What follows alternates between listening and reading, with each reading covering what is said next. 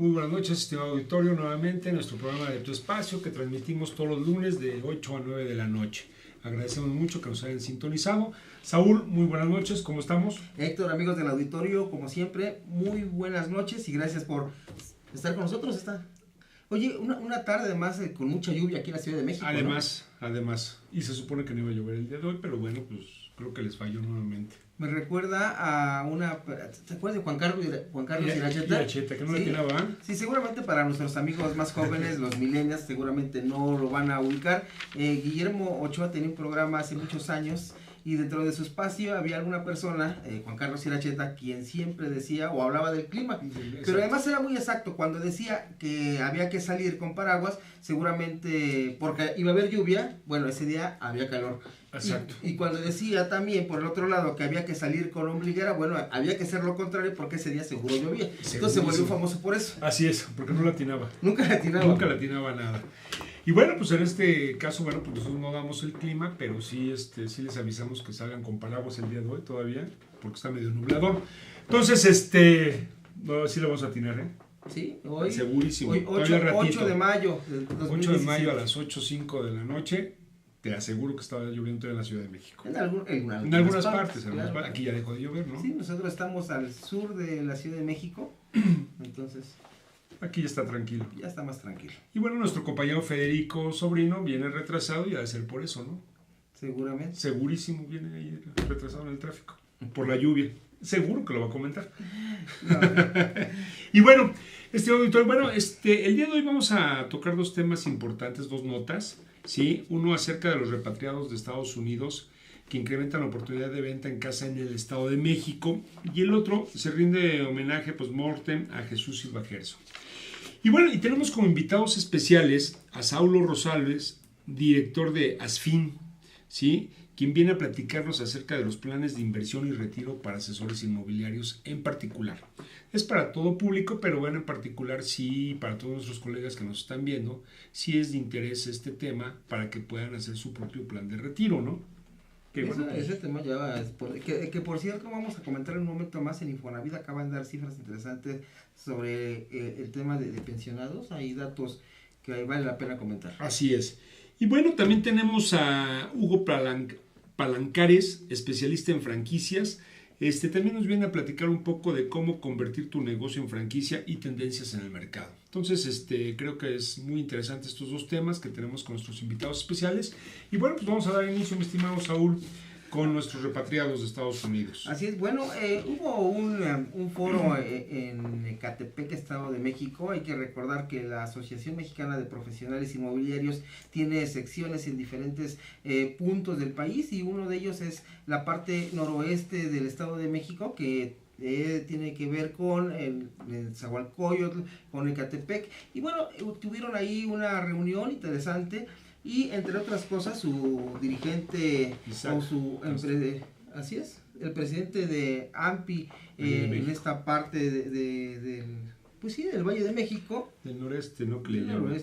Sí, del Valle de México. Guillermo Isaac Castro López decía algo muy interesante. Ellos consideran que a raíz del movimiento que ha sucedido en Estados Unidos, que tiene que ver con la política migratoria de Donald Trump, bueno, habrá mexicanos que estarán regresando a México y que concretamente buscarán vivienda. Él hablaba concretamente de Ecatepec, de Nezahualcóyotl, considerando que en su momento muchos trabajadores migraron hacia Estados Unidos en busca de una mejor oportunidad. Hoy estarían regresando, pero lo que me llama a mí la atención, incluso le preguntábamos que si estarían regresando estas personas con la posibilidad económica para adquirir una vivienda. Él nos dice categóricamente que sí, y sobre todo porque además de la percepción mediática de que están regresando prácticamente así como los detienen, así los regresan. Bueno, pues él dice que todo lo contrario, están regresando con solvencia económica y están con la posibilidad de poder adquirir viviendas, sobre todo casas con valores entre 400 y 600 mil pesos, que es el promedio de las viviendas que se comercializan en el Estado de México. Y ellos, los inmobiliarios, bueno, ven perspectivas positivas para poder colocar viviendas en ese sentido. Hay que recordar que estos créditos serían adquiridos vía alguna institución bancaria, puesto no no así con el Infonavit o con el Fobiste, porque había que reactivar los créditos de esos trabajadores que en su momento se fueron a Estados Unidos, ¿no? Y que cotizaban aquí, ¿no? Y que cotizaron aquí, no es de regreso y ya en ese momento se reactiva el crédito. Hay un proceso, tendrían que reinsertarse al mercado formal laboral para poder de nueva cuenta retomar el tema de su puntaje, si es en el caso del Infonavit, que ahora ya también el Fobiste, para que puedan así obtener un financiamiento. Por lo pronto dice que sí hay la facilidad para estas personas de que adquieran vivienda vía bancos y tienen perspectivas positivas en ese sentido los inmobiliarios. Ahora, están menospreciando un poquito la cuestión en cuanto a la capacidad económica que tengan estas personas, porque estamos yendo a viviendas de 400,000, entre 400,000 y 600,000 pesos. Que dice que es el valor o el rango que es el promedio de precio en el Estado de México. Así es, y que sí, efectivamente, son propiedades que puedes encontrar ya sea usadas o nuevas de esos rangos, ¿no? Pero sin embargo, hay gente que está llegando a adquirir viviendas de mayores valores, ¿eh? Bueno, y no precisamente en el Estado de México, ¿no? En algunos otros estados. Sí, que en este caso y concretamente estaríamos hablando de personas que vienen en una situación especial, digámoslo así, emergente, Estados ¿no? Unidos. Que son deportados emergentemente, sí. Así, o sea, no planeados, ¿no? Porque el que realmente ya lo planeó, que estaba como migratorio, ya ellos ya mandaron sus recursos para compras de casas. Y no solo eso, recuerda que desde hace muchos años, incluso desde la época de Vicente Fox, se buscó colocar créditos entre los migrantes en Estados Unidos, sin embargo no tuvo el éxito que en su momento se esperaba, entre otras cosas porque los connacionales que están en Estados Unidos tenían miedo a acercarse a los consulados para que les ofrecieran toda la información necesaria y de esta manera poder comprar desde Estados Unidos una vivienda aquí en México, ya fuera para su familia o bien para cuando ellos regresaran. No tuvo el éxito que se esperaba en su momento. En la actual administración federal, al frente de Rosario Robles con Sedatus, está buscando de igual manera hacer lo mismo, pero bueno, no hay como que los datos suficientes, al menos no se piensa en un programa que esté con un éxito rotundo para que estas personas desde Estados Unidos adquieran su casa aquí en México. Así es, ¿no? Así es. Y bueno, pues esperemos que esta parte crezca, ¿no? En cuanto a la venta de propiedades para migrantes. Bueno, de menos están motivados nuestros amigos inmobiliarios allá, al menos en esta parte o en esta región del Estado de México, porque hay diferentes precios de valor, rango de las viviendas en esa entidad. No es lo mismo Huixquilucan, por ejemplo, sí, claro, sí, que en el Zahualcóyotl de Ecatepec.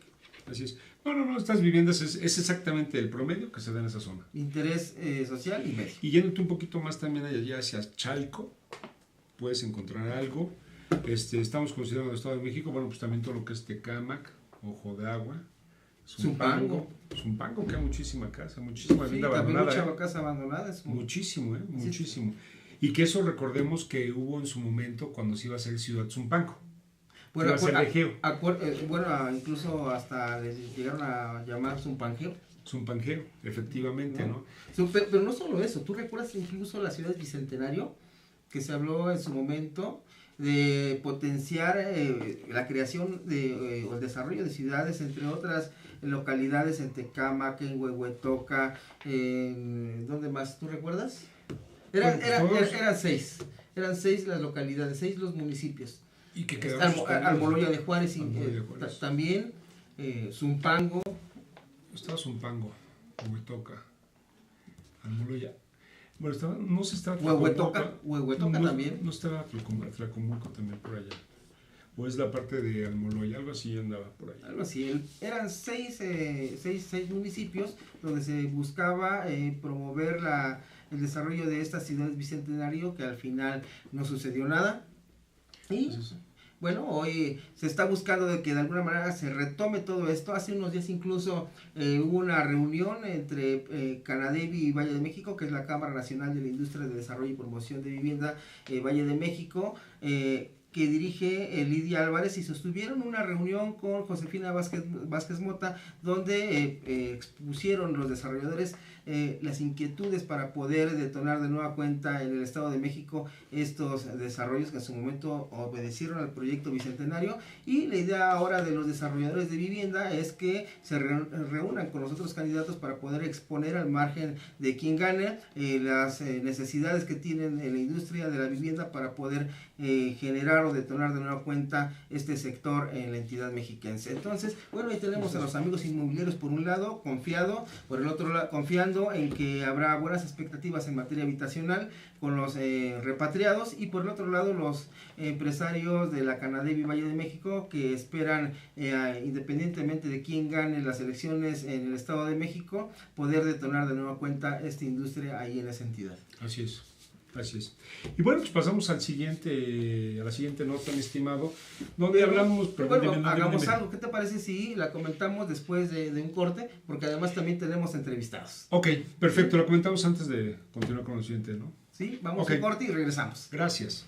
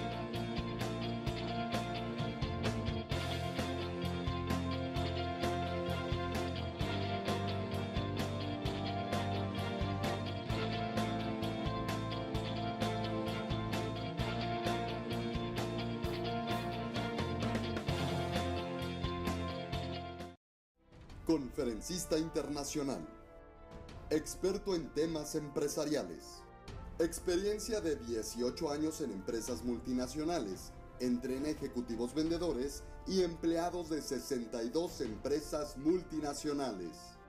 Conductor del programa Líderes en Acción en Astele.tv. Ha brindado más de 2.500 conferencias en México, Centro y Sudamérica. Orador profesional y campeón nacional de oratoria. Considerado el comunicador del año. Gildardo Avendaño.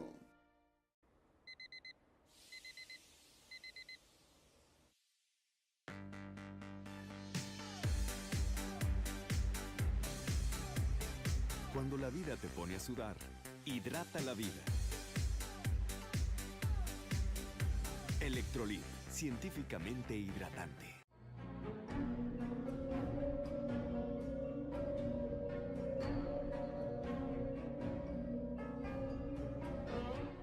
Rosso Fragola.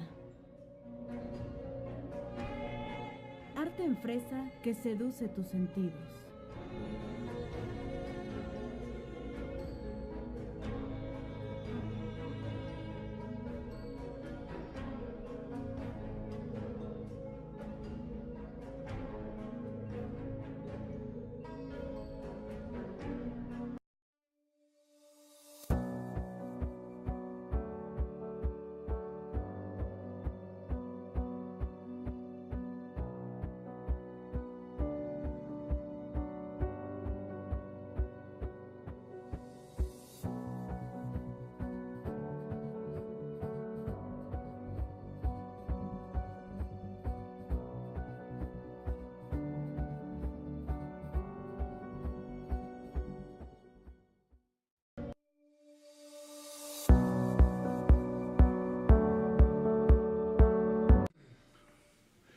Ok, pues ya estamos aquí de regreso. Y bueno, pues vamos a dar terminación a la nota que quedó pendiente en el corte anterior.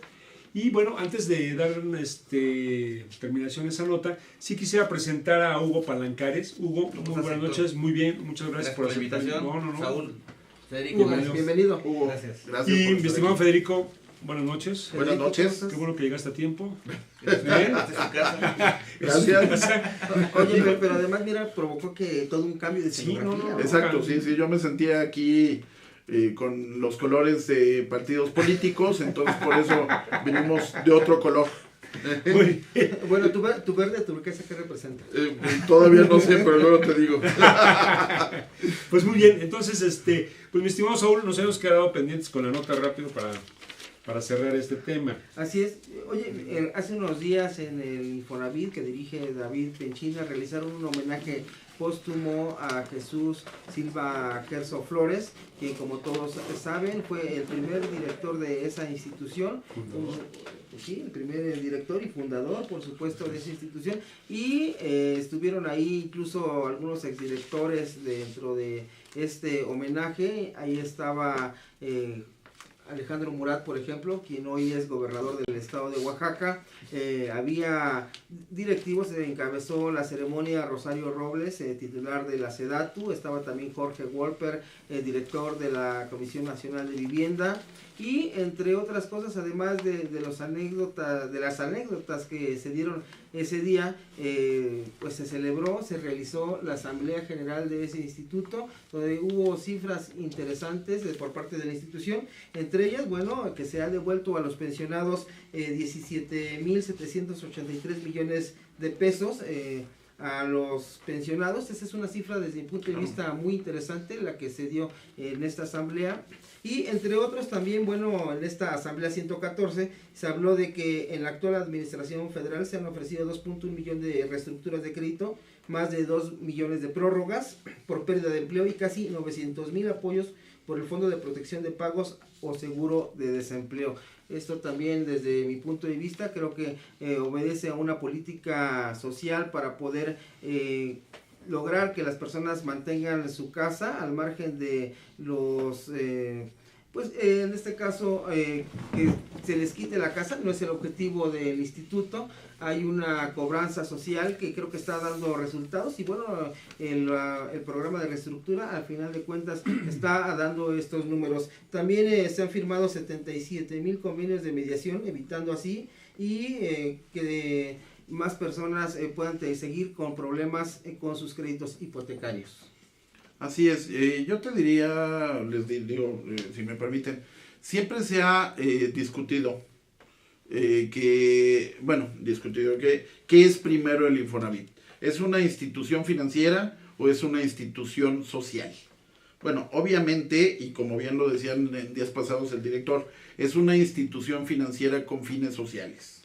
Entonces, creo que tenemos que partir de eso e insistir, digamos, que cuando un trabajador deja de pagar, perfecto, sí tiene una parte social, pero un trabajador que deja de pagar le quita la casa a otro trabajador que puede llegar a tener un crédito. Entonces, que nos quede muy claro esto, y yo creo que ese es al fin y al cabo el objetivo social del Infonavit, que todos tengamos casa y no que los que ya tienen casa dejen de pagar su crédito. Así es.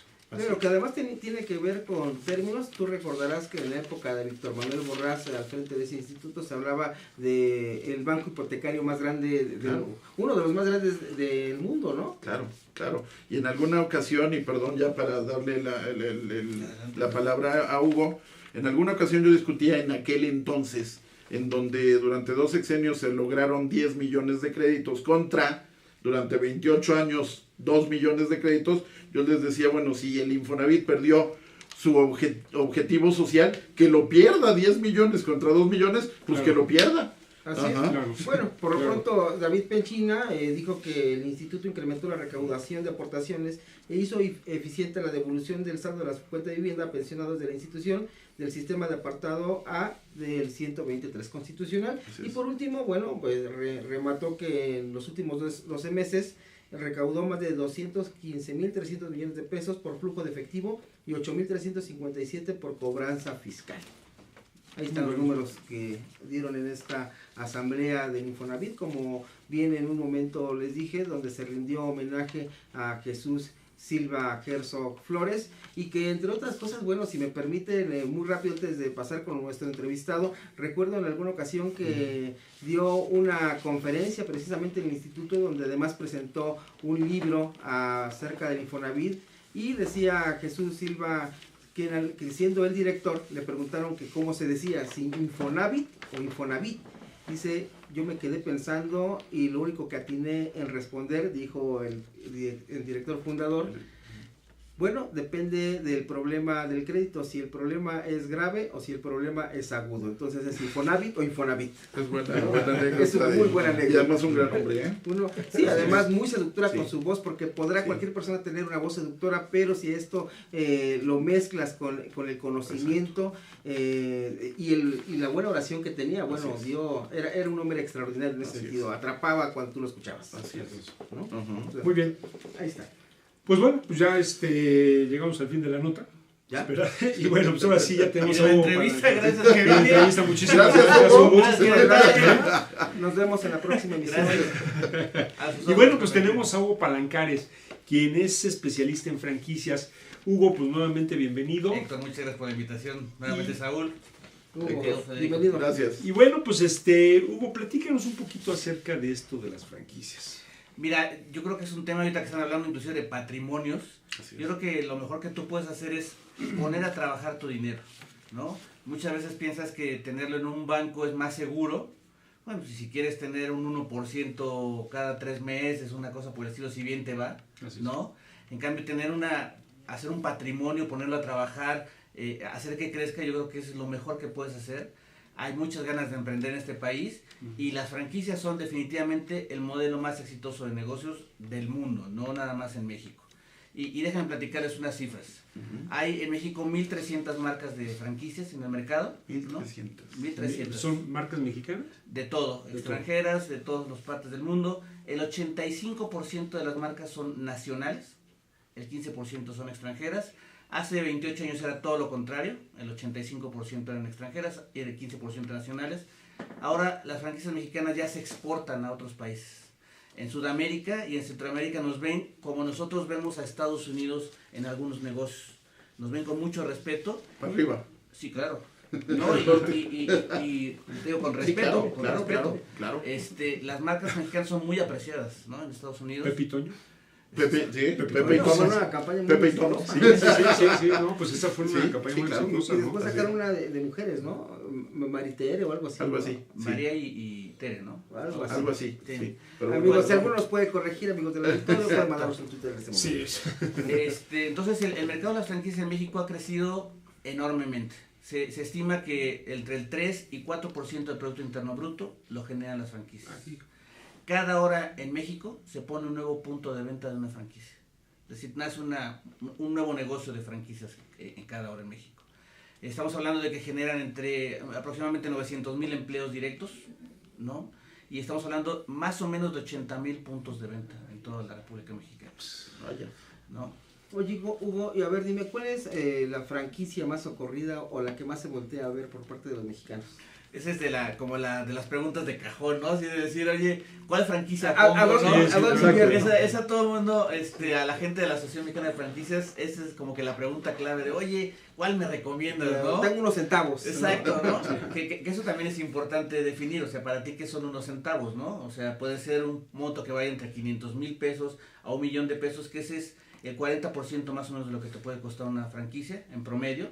Hay franquicias que son inclusive unipersonales, son microfranquicias les llaman, que básicamente estamos hablando de franquicias de autoempleo. O sea, una franquicia que tú compras, la atiendes y eso te genera un empleo y un ingreso para que tú vivas bastante decente, por así decirlo, ¿no? Pero hablando de los sectores, digamos, que más hay franquicias en México, sin lugar a dudas, alimentos y bebidas de alimentos es el número uno. Estamos hablando que ocupa entre el 35 y el 40% del universo de sectores de las franquicias. Luego viene servicios, que actualmente hay servicios muy especializados, desde impuestos, a pago de impuestos, hasta servicios automotrices, hay tintorerías, gente que vende ropa para hospitales, ¿no? Y luego viene, lógicamente, salud y belleza, que es un segmento que ha crecido como no tienes idea. Cada día somos más vanidosos la gente y nos gusta vernos mejor, entonces ha crecido enormemente. Entonces, contestando la pregunta de tu pregunta, Saúl, pues va a depender de tu monto que tengas para poder invertir, de lo que te guste hacer o de lo que no te guste hacer. Dice una frase por ahí que si no quieres oler a taco, no pongas una taquería, ¿no? Mucha gente dice, no, es que la comida, todo el mundo come. Claro. Sí, pero pues, si no quieres poner en una taquería, no, ni te metas en ese rollo porque vas a terminar odiando el negocio, ¿no? Sí, seguro. A ver, Hugo, yo creo que ya me resolviste algún problema. A ver, platícame. Dices que hay una franquicia que me paga mis impuestos. Así es. Y es una asesoría. Asesoría para que tú a su vez asesores a gente a pagar sus impuestos. No, pero yo quiero una franquicia que me pague mis impuestos. Tú contratas al que tiene esa franquicia y te hace tu declaración de impuestos. No, yo lo que quiero es que me la pague, pero bueno. Yo quiero hacerte dos preguntas que a lo mejor, y a lo mejor te meto en... Bueno, no hay problemas, pero... ¿Cuál es el sector menos socorrido en franquicias? Y si tuvieras datos de franquicias inmobiliarias, ¿cuántas hay? Más o menos, ¿cómo ha ido el crecimiento, etcétera, etcétera? Empiezo de atrás para adelante. Sí. Yo hasta donde sé hay un par de marcas de franquicias inmobiliarias, aunque habría que definir qué es una franquicia inmobiliaria. Ajá. Yo sé que ustedes son especialistas en el tema, ustedes tienen mucho contacto con ese sector. Sí. En este caso, las franquicias inmobiliarias que se tienen son las que te ayudan a vender propiedades. Exactamente. ¿Ok? Sí. Lo que no hay es alguien que te ayude a administrar propiedades. Ahí hay un nicho de oportunidad muy interesante, ¿no? Que la mayoría de nosotros contratamos a alguien para que nos atienda la casa o el edificio. Eso hasta el momento no existe. Y nos va peor, pero bueno. Claro, pero la pregunta es muy interesante también, Federico, porque las franquicias son un sector muy innovador. Servicios que no se tenían hace 20 años, a hoy son algo que son punta de lanza y que inclusive nos copian en otros países, ¿no? Entonces, pues mira, no te puedo decir que hay un sector que tenga menos franquicias, por así decirlo, porque constantemente se está innovando precisamente, ¿no? Le platicaba a unos amigos en la mañana que hay franquicias, por ejemplo, para quitar los piojos, ¿no? Una franquicia que hace 5 años o 3, nadie se le hubiera ocurrido hacer una franquicia de eso, pero detectaron que había una necesidad en el mercado y dijeron, yo la atiendo, ¿no? Tenemos tintorerías ecológicas, que dices, bueno, ¿y cuál es la diferencia con una tintorería normal? Pues que ahora ponen silicón para lavar la ropa y entonces no te daña las texturas ni te decolora la ropa, ¿no? Y esto viene a raíz de una innovación que detectó un emprendedor mexicano que está en Monterrey, pidió la patente de eso y generó un nuevo sector, un nuevo nicho, que ahora ellos tienen más de 40 franquicias, y no nada más en México, sino en el extranjero. Entonces, hablar de un nicho en particular de que no está teniendo mucho éxito, Más que éxito, poco crecimiento, yo a lo mejor me referiría a eso. El crecimiento es relativo, Federico, en el sentido de que, por ejemplo, para que tú puedas franquiciar, tienes que tener, cuando menos, hay una regla en el sector que dice 2x3 o 3x2. 2 franquicias los primeros 3 años o 3 franquicias los primeros 2 años. Y entonces... Si ¿12 años? 2 años. Si tú ya tienes un éxito que estás comprobando, porque iniciaste con franquicias propias, normalmente no es que hagas tu franquicia y luego ya inmediatamente empiezas a vender, sino que pruebas con 2 o 3 franquicias tuyas y luego ya empiezas a replicar el modelo. ¿Okay? Pero en cuanto tú empiezas a ver que el modelo sí es replicable, en ese momento tú empiezas a ofrecer tu franquicia en alguna feria, en alguna gira de emprendimiento o algo por el estilo, y entonces el primer año a lo mejor vas a vender 3, 4, 5 franquicias, y entonces si tenías 2 o 3, pues creciste al 100%, ¿no? Entonces, hablar de crecimientos es totalmente relativo, porque a lo mejor para ti 2 o 3 franquicias no son mucho, pero si tenías 3, creciste al 100%. El sector franquicias, para que tengan otro dato, crece en promedio 10% anual. Es decir, crece 4 veces más que toda la economía nacional, ¿no? Vaya. Cualquiera, ¿verdad? Buenos Ahora, datos, ¿eh? ahora bien, para poder dar una franquicia, ¿qué es lo que observan? Que quien la va a adquirir tenga la ubicación, tenga el lugar, porque a lo mejor me está proponiendo algo, un edificio donde no pasa nadie. ¿Qué es lo que cuidan las empresas que dan la franquicia para poder otorgar la ley? Tengo entendido que ellos mismos te ayudan, ¿no? A buscar Así el es. punto de venta, dónde Así es. debe ser el En punto de algunos casos, venta sí. y todo. Excelente ¿no? pregunta la de los dos. Lo que todo el mundo... La mía fue malísima, Sí, pero sí, bueno. sí, sí. No, también la tuya me quedó, Federico. No, lo que es lo más recomendable es que busquen a consultores especializados en franquicias. Ellos lo que hacen es que te hacen un cuestionario para detectar tus necesidades, de dónde la quieres poner, qué te gustaría hacer, lo que hablábamos de si no quieres oler a taco no pongas una Claro, taquería, claro. cuánto capital tienes, quién la va a operar, ¿no? Porque a lo mejor tú quieres poner a alguien que la administre y tú pues no quieres involucrarte tanto, o se la estás comprando a tu esposa para que tenga una actividad, ¿no? Y a lo mejor la esposa dice, pues yo no, conmigo no cuenten, ¿no? No, o sea, Entonces te hacen todo un diagnóstico para decir qué es lo que quieres, dónde lo quieres, cuánto capital tienes, y a partir de eso te dicen, mira, yo te recomiendo que tengas cualquiera de estas 5 opciones, y ya tú decides qué es lo que a ti más te gustaría hacer, ¿no? Y en el caso necesario te consiguen otra esposa para que se dedique. No, es que, digo, Oye, no me ha tocado, pero oye, a lo mejor es un buen nicho de franquicia. podría tener ser, esposas, ¿no? ándale, Bueno, pues, ándale. Conseguir esposas para atender negocios, Podría ¿no? ser, claro, ¿Ves claro. cómo ya te salió el emprendedor? mi querido Federico? Ándale. Bueno, necesitas buscar un consultor para que te diga qué clase de esposa, ¿no? Exacto, también. El perfil de la esposa. Le vas a dar su modelo de franquicia, precisamente. Perdón. No. Ok, pues bueno, y oye, ¿y cómo te pueden contactar? ¿Tú estás dando este tipo de asesorías? Mira, ¿Cómo? yo trabajo mucho con la Asociación Mexicana de Franquicias, soy la persona que trabaja con eso en la materia de comunicación. Y mi recomendación que les quiero hacer es acérquense mucho a la Asociación Mexicana de Franquicias. La asociación tiene un portal con mucha información. Ellos te pueden contactar con todos los consultores de franquicias en México y te pueden ayudar a cómo puedes tomar esa decisión que literalmente te transforma tu vida, ¿eh? O sea, hablábamos también en la mañana con nuestros amigos que es como un matrimonio también. O sea, te casas 10 años, 5 años, entonces pues trata de hacerlo lo mejor posible porque si no va a ser un infierno, ¿no? Claro. Entonces, mi recomendación es que se acerquen a la Asociación Mexicana de Franquicias. Su página es www.franquiciasdemexico.org.mx y yo me pongo a sus órdenes con mi correo electrónico que es hugo-palancares@yahoo.com.mx y mi Twitter es hpalancares y ahí me pueden buscar y yo les puedo ayudar en lo que esté a mi alcance. Y muchas gracias por la invitación, ¿eh? No, gracias a ti, Así Hugo. que ya saben, Nuestro amigos, espacio. si tienen algunos centavos arriba de 500,000 pesos en costales, bueno, el promedio, Exacto. volteen a verlos. Exacto. Será un placer ayudarlos, de verdad. Así es.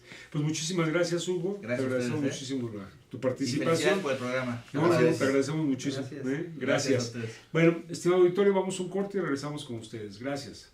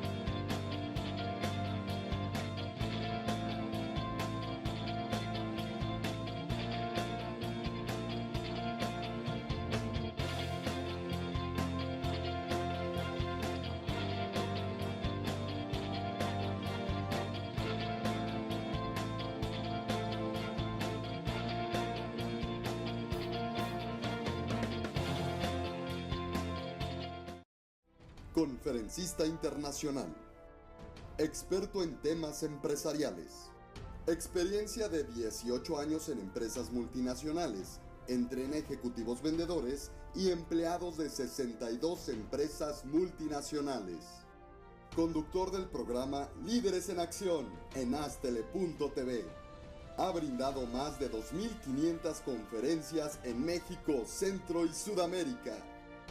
Orador profesional y campeón nacional de oratoria. Considerado el comunicador del año.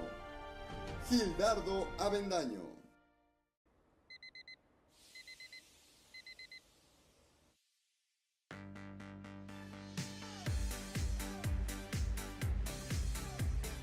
Cuando la vida te pone a sudar, hidrata la vida.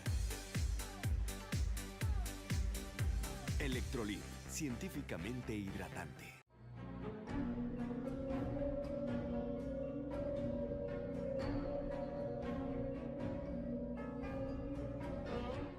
Rosso Fragola.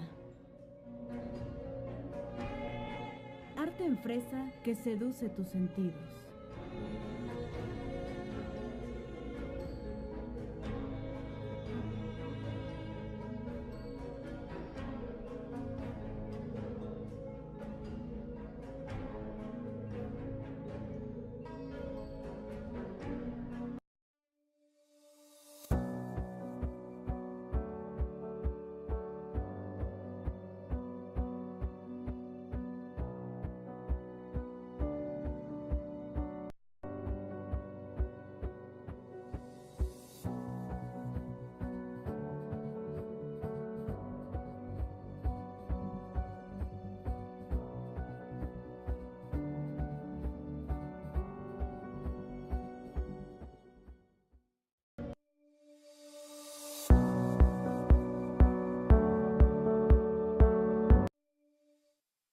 Nuevamente estamos con ustedes, estimado auditorio. Y bueno, pues ahora tenemos a nuestro invitado, Saulo Rosales, director de ASFIN, que nos va a platicar acerca de planes de inversión y retiro para asesores inmobiliarios. Saulo, muy buenas noches, bienvenido nuevamente aquí al programa de ASTELE. ¿Sí? Tú fuiste de los primeros invitados que tuvimos por aquí en su momento.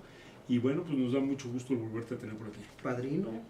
Padrino, Sí. y Nos dio una además patadita. trae un tema muy actual, por lo menos para los presentes. Así es, ¿no? Planes de retiro para asesores inmobiliarios. Entonces, por favor. No, y muy interesante para todo el público en general, ¿eh? O sea, bueno, en este caso vamos a comentarlo un poquito, no nada más es exclusivo para inmobiliarios, pero sí nuestro mayor número de auditorio son inmobiliarios, son colegas. Y bueno, Saulo, pues te dejamos la palabra. Claro, bueno, primero que nada agradecerte, Héctor, Saúl, Federico, el haberme invitado a su programa. Veo que cada vez son más exitosos, ya se los dije al principio. Muchas gracias. Gracias. Bueno, pues a ver si la próxima vez me toca un saquito como el de ustedes. Sí, claro. Ese se los damos después de X tiempo, les damos un saco. Ese se nos dan en una empresa que luego te digo cómo es. Bueno, ya, De veras, ¿verdad? Vengo vestido igual. No. Pero bueno, ya luego platicamos. Después de corto programa. Sí. Bien, pues si me permiten, quisiera comentarles brevemente los resultados de una encuesta que publica la Asociación Nacional de Afores y que demuestra el grado de importancia que debe tener un tema para los asesores inmobiliarios, como es el retiro, ¿no? En el año 2013 se publicó una encuesta en la que se entrevista a 2.111 personas en la República Mexicana, todas ellas mayores de 65 años, es decir, que habían nacido antes de 1948. Y los datos son realmente muy importantes. Primero, se destaca que de las personas que tienen entre 65 y 69 años de edad, el 50% continúa trabajando. Otra pregunta que contestan es que los motivos que los llevan para trabajar, y el 83% de ellos dice que continúa trabajando porque necesita dinero. Un tercer indicador es cuando se les pregunta si en su edad de juventud habían establecido algún plan o algún programa para cuando estuvieran en esta edad de 65 años. Y bueno, alarmantemente resulta que el 77% de ellos contesta que nunca pensaron en realizar alguna previsión económica. Y finalmente un cuarto reactivo que esta encuesta señala es cuando se les pregunta si tenían algún sueño cuando estaban jóvenes, ¿no? Y ahí el 28%, es decir, casi 1 de cada 3 personas, establece que nunca tuvo un sueño, nunca tuvo un planteamiento. Con base en estos, a mí me gustaría que a su auditorio, que sabemos que es mayormente asesor financiero, sabemos que los asesores en unas ocasiones les va muy bien, en otras les va súper bien, Y en otras nada y en bien. otras nada bien. Exacto. Entonces la intención es hacerles aquí 4 recomendaciones para que empiecen a hacer su plan de retiro.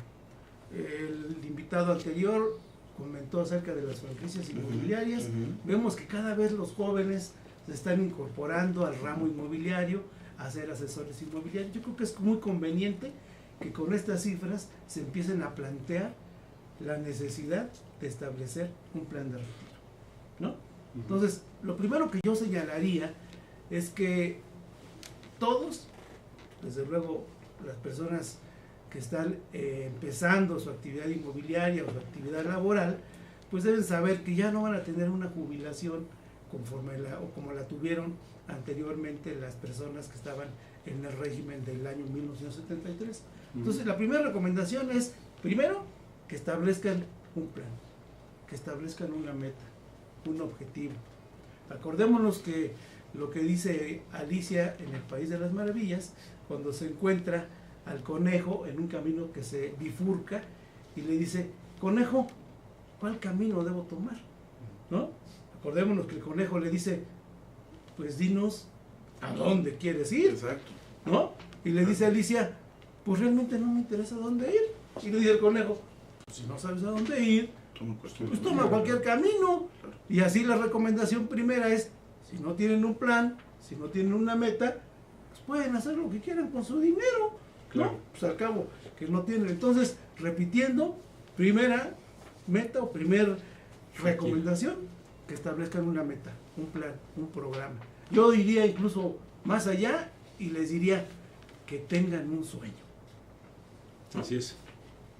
La segunda sería que cambiaran los puntos de vista respecto a cómo ven el ahorro y cómo ven el dinero, ¿no? Tenemos que ver las cosas desde otra perspectiva. Y en nuestro país, desafortunadamente, estamos acostumbrados a que decimos por lo regular, lo que me sobre de la quincena o del mes o de la comisión de la venta que hice y lo mando al ahorro, ¿no? Cambiar este paradigma y decir, primero ahorro Primero, claro. y después gasto, Así es. ¿no? Como el diezmo, ¿no? Ándale, un diezmo que es una sabiduría Así es. antiquísima, ¿no? Así es. Así es.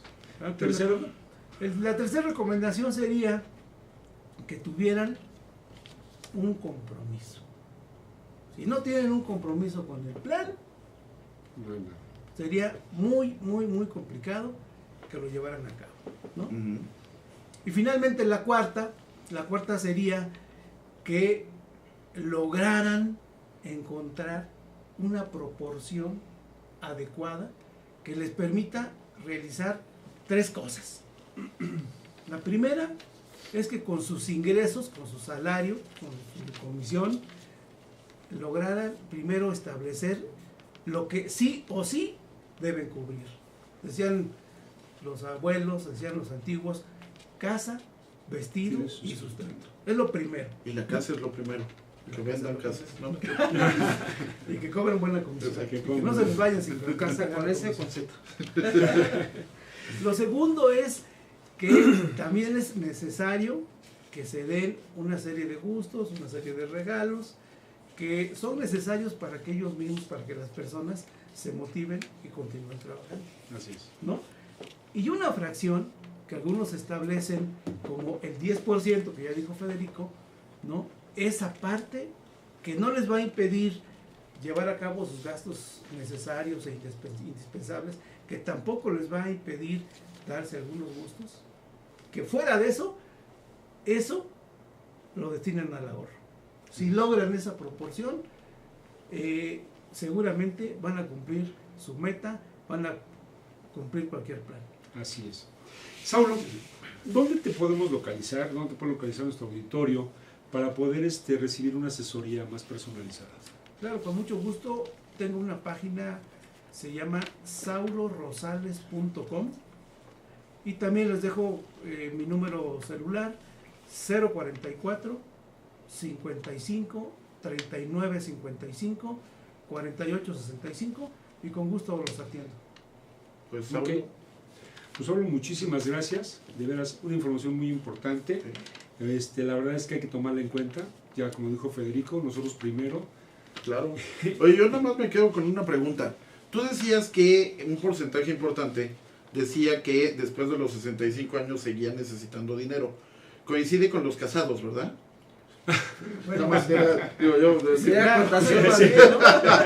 pero bueno, era ya nada más. Sí, No, seguramente. agradeciéndote tu Casados y presencia. divorciados. Y divorciados también. Saulo, pues muchísimas gracias por haber estado de nuevo cuenta aquí en tu espacio. Claro que sí. Muchísimas gracias, Saulo. Y bueno, pues te seguimos viendo por aquí. Con todo gusto, y la próxima vez Gracias. traigo saco igual que ustedes. Exacto, sí. Muchas gracias. Señor auditorio, muchísimas gracias por habernos sintonizado, y nos vemos dentro de 8 días igual por el mismo canal de 8 a 9 de la noche. Muy buenas noches. Gracias, estimado Federico. Héctor. Saulo, Saulo, muchas gracias. Buenas noches. Hasta la próxima. Hasta luego.